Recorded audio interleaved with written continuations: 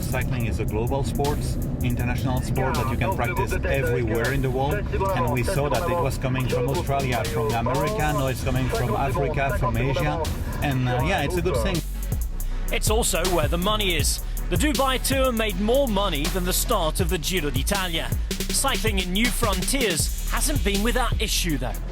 The thing was you had to do a wide road, very steep downhill, and then the speed is so high if you have to brake that the tubes or the rims are heating up too much, and that was then really, in my opinion, lives are in danger.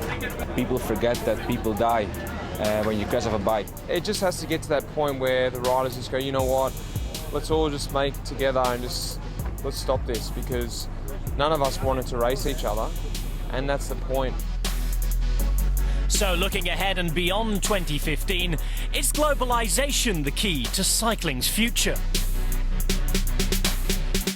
I think that cycling does have to go beyond the European base. I mean, we're seeing places like Spain and even Italy really struggling to find sponsors to back teams. So these new markets, places like the Middle East and even Asia, are really important to the future of cycling.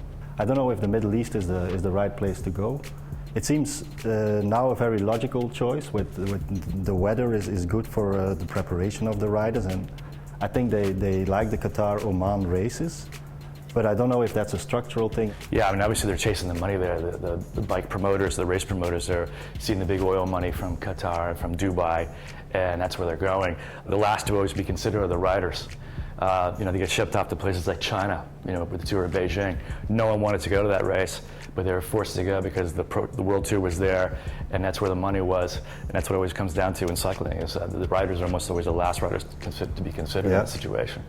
I think the incident Bert de Bakker was referring to in Oman, I think that's anecdotal and not really an argument whether to go there or not go there. It was unfortunate that this happened this year, but I think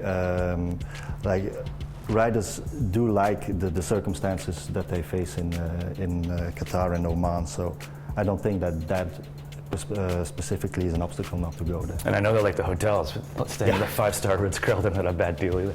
We like them as well. Yeah, I think Germany is really the biggest untapped market in cycling. Getting Germany back into the real thrust of the peloton is really important, I think, for the future as well. I think, yeah, you're very right. There's some tryouts going on, like Norway. It seems a little bit artificial sometimes, I think. Like the Arctic race, if you do it, it's great, and people really like it. But if you can build a fan base there, I'm not convinced about that.